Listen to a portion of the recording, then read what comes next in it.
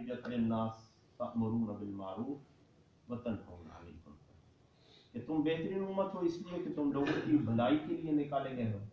उन्हें नेकी का हुक्म करते हो और फिर क्या करते हो, बुराई से मना करते हो। तो ये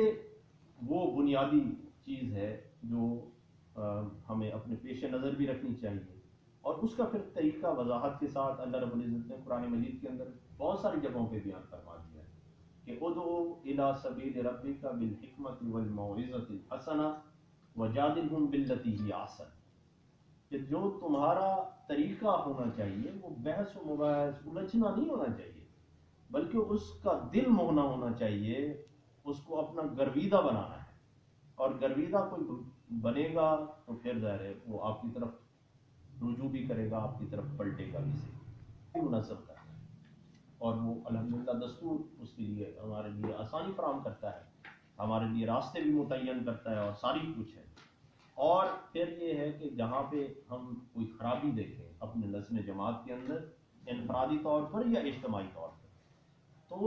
हमारी तनकीद बराए इस्लाह होनी चाहिए, तनकीद बराए तनकीद नहीं होनी चाहिए। लेकिन अलमिया ये है कि हमने उसको पता नहीं कहाँ से कहाँ तक हम लेके चले गए। ये ऐसे समझा नुक्ता यहाँ पे है कि तथहीर अफकार और तामीर अफकार, उसके लिए हम तरबियत गाँव का भी इंतज़ाम करते हैं और हमें करनी भी चाहिए। फिर साले अफराद की तलाश और उनकी तंजीम व तरबियत भी करनी है, इस्लाह मुआशरा भी करना है और फिर निज़ाम हुकूमत की इस्लाह भी करनी है। यानी ये 4 स्टेप बाय स्टेप है। पहले तो फौज तैयार करनी है नेक लोगों की, फिर उनको मुनज़्ज़म करना है दूसरे स्टेप के तौर पर, फिर उनको लेके इस मुआशरे के अंदर फैल जाना है, अपनी इस दावत को फैलाना है, और फिर चौथा यह है कि इक़्तिदार में आकर बहैसियत मजमूई हम उस पूरे सिस्टम को चेंज करने वाले बन जाएं कि जो हमारी जिम्मेदारी भी है और जिसको हम करना भी चाहते हैं। अच्छा जी, तो साहब कि नंबर 1 उसमें मुजाहिदा नफ्स होना चाहिए। नंबर 2 अगर कोई उसको हिजरत के लिए कहे, यानी इस्लाम के लिए, जैसे आप अपने घरों से निकल कर यहाँ पे आपने आज एक मुख्तसर सी हिजरत की है, और अगर वसी मानों में हिजरत के अल्लाह के दीन को फैलाना है, एक बस्ती से दूसरे बस्ती में जाना है, तो उसके लिए भी हमें जाना चाहिए। मुझे तो याद है कि हमारा है एक इलाका डिस्ट्रिक्ट राजनपुर में, मौजा किन शाहवाली के साथ, कश्मीर के साथ का इलाका है। डॉक्टर नज़ीर शहीद रहमहुल्लाह ने उस दौर के अंदर, जहाँ से एक हकीम फैजुल्लाह साहब थे, पता नहीं आप में से कोई उनको जानता होगा या नहीं जानता, हकीम फैजुल्लाह साहब वो फौत हो गए हैं। हकीम फैजुल्लाह साहब थे वोहवा के रहने वाले। तो डॉक्टर नज़ीर शहीद रहमहुल्लाह ने उनको कहा कि आपने वहाँ किन में जाके काम करना है। तो वो यहाँ से उठे वोहवा से, और कश्मीर के साथ वो इलाका है मौसा किन शाहवाली का, और उन्होंने अपनी ज़िंदगी के 45 साल वहाँ पे गुजारे सिर्फ जमात इस्लामी की खातिर, और अपने बाल बच्चों को भी और सारों को, यानी हिजरत की है अल्लाह के दीन की खातिर और जमात इस्लामी की खातिर। और इसी तरह एक और ख़ानदान था ज़िला राजनपुर से,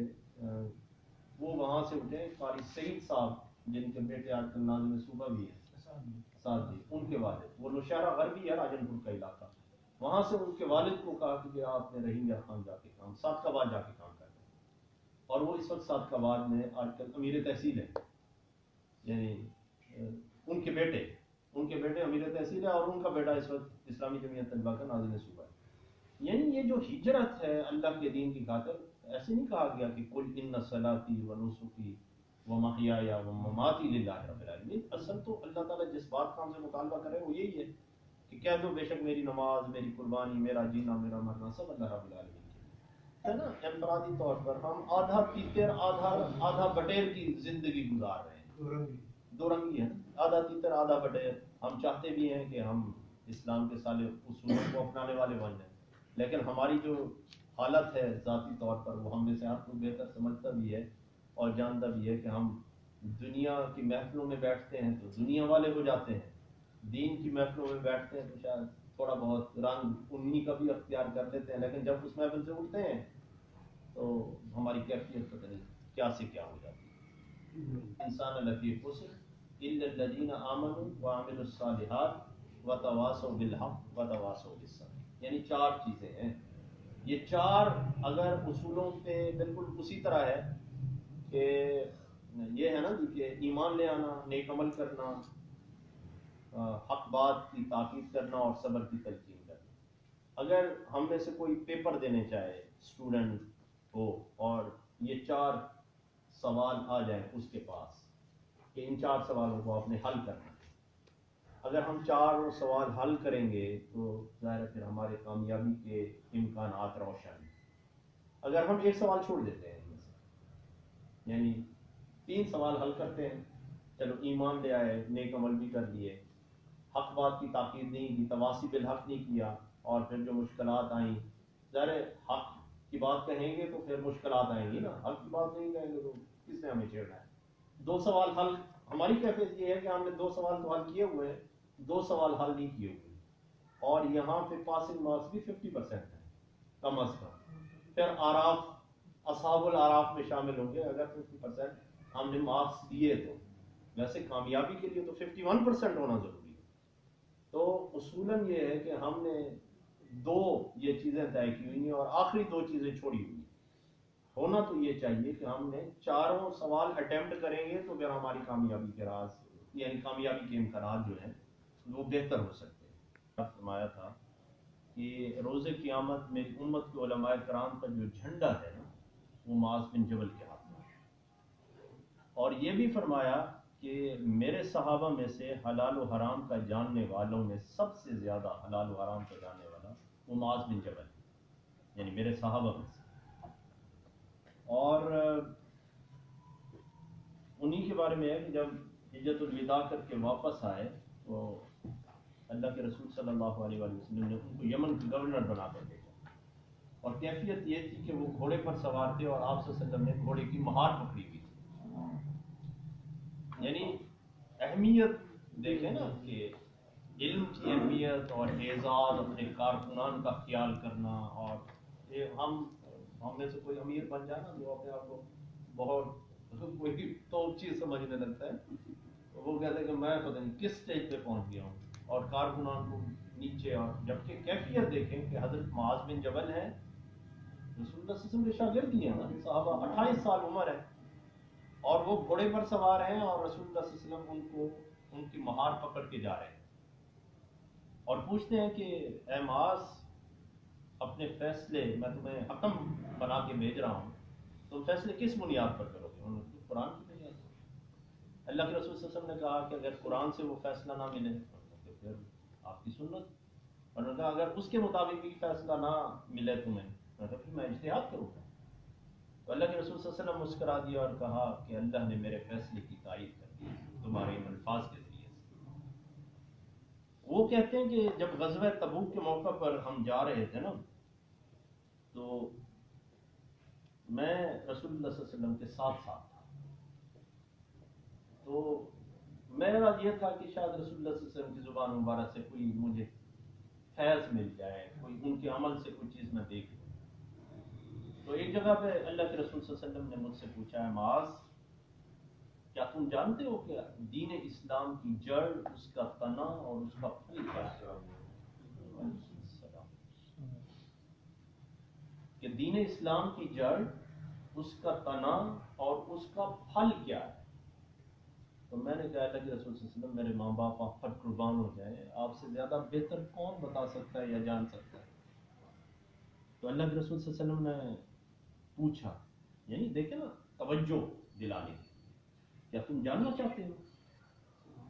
मैं तो ज़रूर जानना चाहता हूँ कि आप बताएं कि दीन इस्लाम की जड़ और उसका तना और उसका फल क्या है।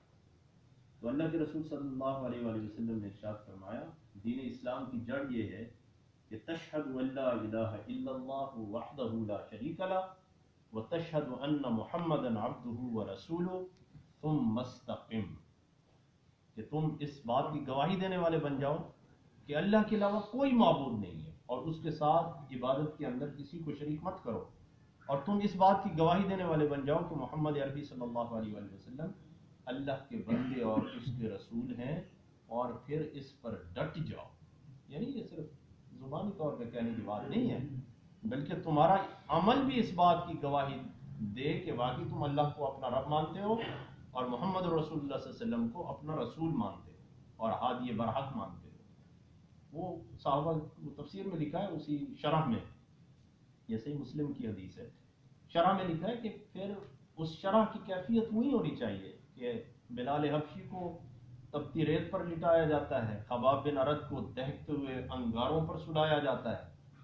حضرت صہیب رومی کو 2 کپڑوں میں مکہ سے باہر نکال دیا جاتا ہے، یا حضرت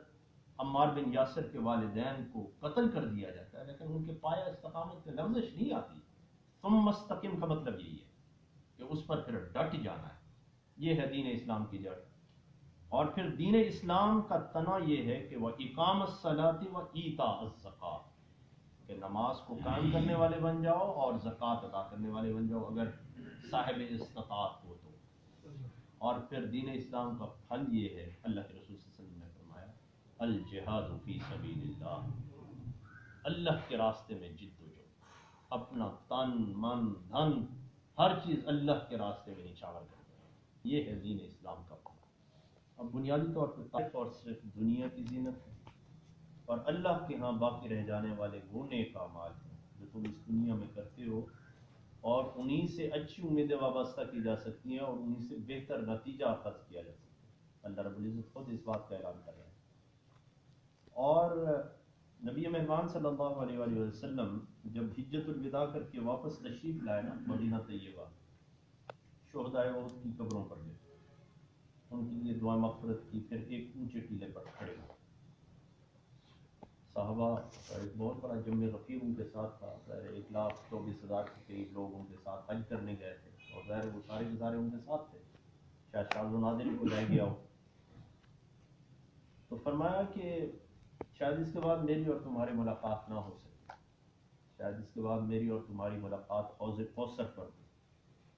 مجھے اس بارے میں ڈر نہیں ہے کہ میرے بعد تم مشرک یا غیر مسلم بن جاؤ،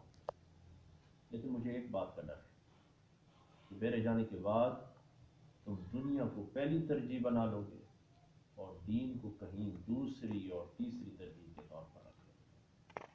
اور آج ہم اگر اپنے اوپر نظر دوڑائیں، میں اپنے اوپر نظر دوڑاؤں یا ہم اپنے اس معاشرے پر نظر دوڑائیں،